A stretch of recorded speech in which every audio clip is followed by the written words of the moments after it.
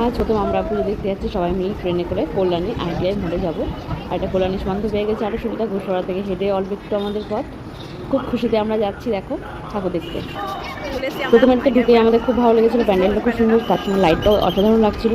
কিন্তু দেখো ভেতরে ঢুকে এত বাজে ব্যবহার এদের, প্রতি বছর এরকম করে কেন কি জানি। এত সুন্দর প্যান্ডেল করেছে, এত সুন্দর ঠাকুর প্রতিমা, আমরা তো একটু মন ভরে দেখবো, কিছু কয়েক সেকেন্ড তো দেখবো, সেটাও দেখতে দিল না ঠিক মতো।